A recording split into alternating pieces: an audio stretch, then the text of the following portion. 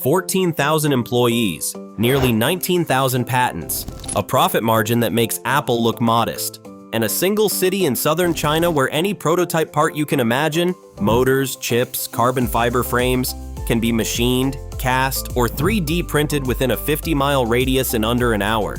This is DJI, the company that owns somewhere between 70 and 90% of every consumer drone sold on the planet. The company that designs its own silicon, builds its own gimbals, manufactures its own motors, and assembles every unit under one roof. A model so vertically integrated that competitors don't just lose on features, they lose on physics. Some rivals report that their raw material costs alone are double what DJI charges at retail for the same capability. And now, even after being effectively banned from selling new products in the United States, DJI just posted $7 billion in revenue with a 40% net profit margin. That's not a typo, 40%. Today we're going inside the factory, the supply chain, the engineering philosophy, and the geopolitical siege that defines the most dominant hardware company most people have never thought twice about. The factory, Shenzhen Silicon Fortress. Everything starts in Shenzhen, the city they call the Silicon Valley of hardware. And DJI's headquarters is unlike anything else in the tech world. Sky City, completed in 2022 and designed by Foster Plus Partners, consists of 2 towers reaching 213 and 195 meters respectively. The architecture itself is an engineering statement, asymmetric cantilevered blocks jutting out from the towers that house what DJI calls floating laboratories. Inside those blocks are 4-story tall drone testing chambers. An engineer can write a line of code, walk 30 feet, and fly a prototype, all without leaving the building. But Sky City is the brain. The muscle is a separate facility, the Dajiang Baiwang complex in Shenzhen's Bao'an district. Estimated at over 500,000 square feet, this is where mass production happens. And then there's the Shenxi lab in the Longhua district, which houses an 18-meter wind tunnel and an 81-fan matrix that generates controllable multi-directional winds to simulate what engineers call the urban canyon effect, the unpredictable turbulence you get between skyscrapers. Every drone model has to prove it can hold a stable hover in that chaos before it ships. DJI employs roughly 14,000 people globally, and over 60% of that headcount is tied directly to manufacturing, logistics, and supply chain. Out of every 4 employees, 1 works exclusively in R&D. That ratio is almost unheard of in consumer electronics. Inside the production line, robots building robots. Here's where it gets fascinating. I rejected the contract manufacturing model that most tech companies use. Apple doesn't build iPhones. Foxconn does. DJI builds everything itself. They own and operate their own production lines, maintaining what they call a closed loop between R&D and assembly. If a design engineer finds a flaw at 9 a.m., the factory floor can have a revised component running by lunch. The assembly lines integrate 6-axis articulated robots from Fanuc and ABB handling PCB surface mounting, high-precision screw driving, and adhesive dispensing for waterproof seals. For consumer drones like the Mini and Air series, automation exceeds 80% at the PCB and sub-assembly level. But here's the thing, final assembly still requires human hands. Routing delicate antenna cables, threading gimbal ribbon connectors, calibrating sensor arrays. These tasks demand a level of manual dexterity that robots can't replicate. Enterprise models like the Matrix 350 RTK involve even more human touchpoints because every modular payload has to be individually tested. And here's a metric that tells you everything about DJI's engineering obsession: the 60-second readiness goal. A prepped DJI drone sitting in its case should be airborne, including full satellite lock, in approximately 60 seconds. That target drives everything from boot sequence optimization to the sensitivity of the GNSS modules. It's not just a product spec, it's a manufacturing constraint that shapes how every component is designed and assembled. Shenzhen's geography is the secret weapon underneath all of this. DJI operates on what insiders call the 1-hour supply chain. Any prototype part, machined aluminum, injection molded plastic, specialty adhesive, can be sourced from a supplier within a 50-mile radius and delivered to the factory floor in under an hour. Western competitors wait weeks for shipments from Asia. DJI walks across the street. The testing gauntlet. Every unit, every time. Every single drone that rolls off the line goes through what amounts to a gauntlet of automated testing. Vision system calibration rigs use high-resolution target boards to dial in the binocular and omnidirectional obstacle avoidance sensors. Motorized arms simulate micro-vibrations and high-G maneuvers to verify that the 3-axis gimbal maintains sub-0.01 degree stabilization accuracy. Environmental chambers blast components with extreme humidity, salt spray for maritime applications, and temperatures ranging from -20 to 50 degrees Celsius. And then there's the wind tunnel. At Shenzhen Lab, that 81-fan matrix doesn't just test whether a drone can fly in wind, it tests whether it can hold a precise GPS coordinate while being hit from multiple directions simultaneously. Urban canyon simulation, rooftop turbulence, coastal gusts. If a drone can't pass every scenario, it doesn't ship. Period. This level of quality control is part of why DJI's failure rate is so low, and it's also part of why no competitor can match their price. When you test this rigorously at scale, your rejection rate drops, your warranty costs drop, and your reputation compounds. It's a flywheel that gets stronger with every unit produced. Mid-roll CTA. If you're the kind of person who wants to understand how things are actually built, not just the marketing version but the engineering reality, then you're in the right place. Hit subscribe and turn on notifications so you catch every deep dive we put out. Silicon autarky, building their own chips. Now here's where DJI separates itself from every other drone company on Earth. Over the past decade, they've executed what analysts call a silicon autarky strategy, systematically replacing every Western component with custom in-house silicon or Chinese domestic alternatives. The transmission system is the crown jewel. While budget competitors use standard Wi-Fi, DJI's OcuSync, now in its 4th generation O4, is a proprietary software-defined radio. It hops frequencies across up to 19 channels on dual-band 2.4 and 5.8 GHz links, maintaining video latency as low as 28 milliseconds. DJI designed the silicon specifically to optimize what they call glass-to-glass latency, the total time from a photon hitting the drone's camera sensor to that image appearing on your controller screen.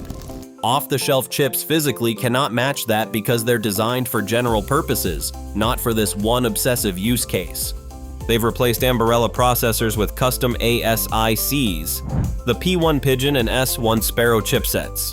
ST microelectronics flight controllers have been swapped for GigaDevice chips and proprietary designs. Texas Instruments power management has been supplemented with in-house battery management systems. The only major external dependencies left are lithium cells from CATL and BYD, image sensors from Sony, and specialty lens glass. Though DJI now owns a majority stake in Hasselblad, the legendary Swedish camera maker.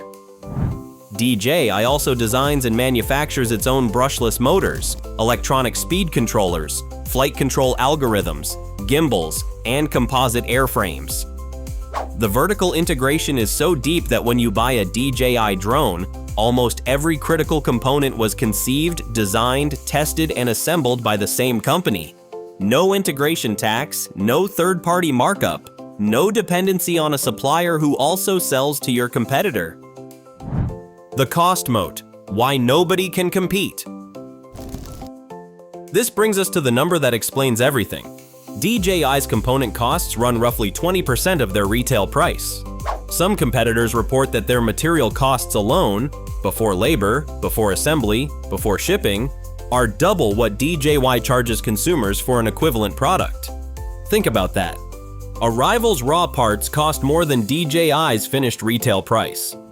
DJI holds nearly 19,000 patents globally, with over 5,000 currently active. Their most cited patent alone, a UAV flight regulation system, has accumulated over 565 citations. They enforce this portfolio aggressively.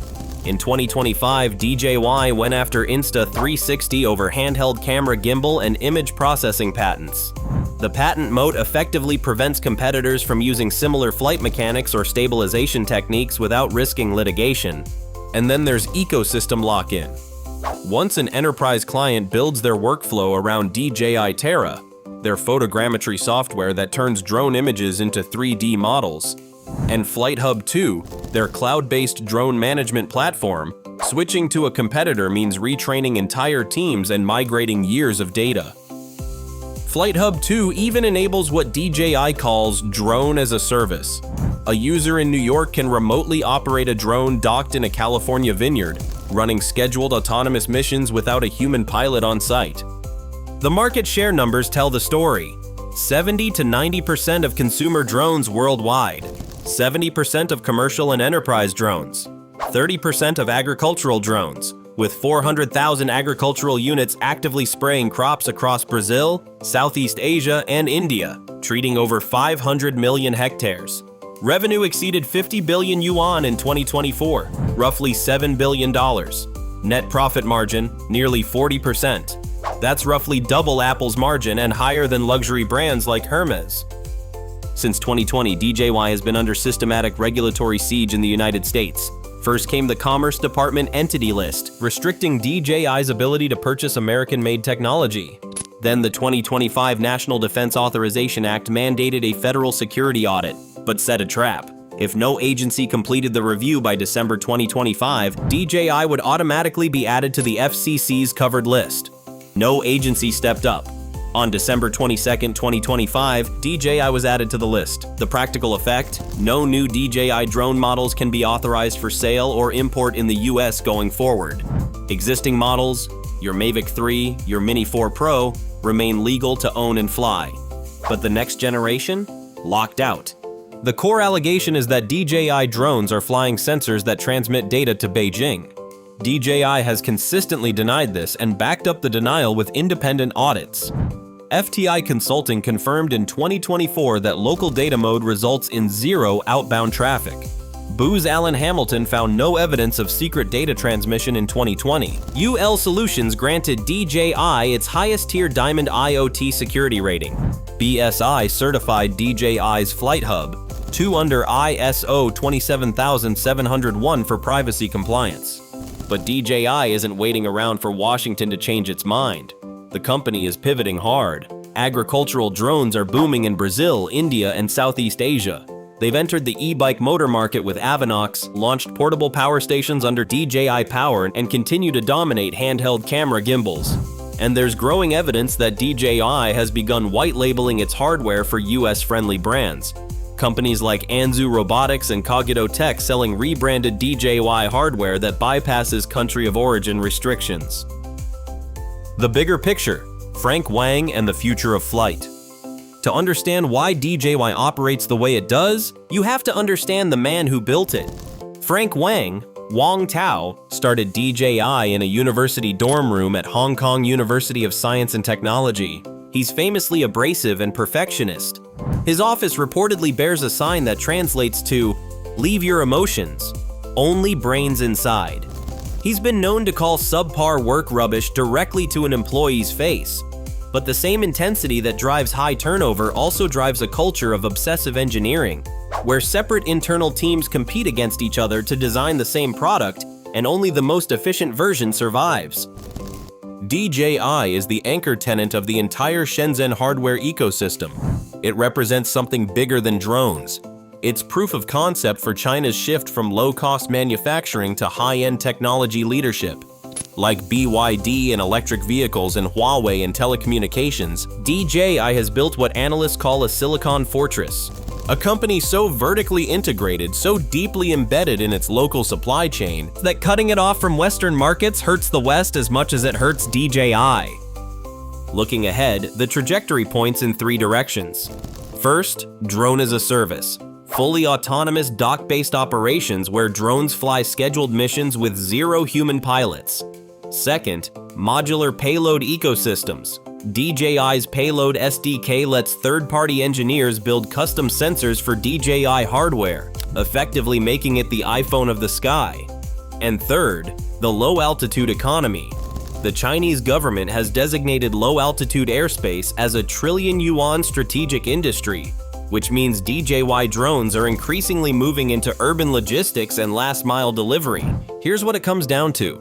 DJI controls the silicon in the remote, the carbon fiber in the frame, the algorithms in the flight controller, and the glass in the lens. They test every unit in wind tunnels and environmental chambers.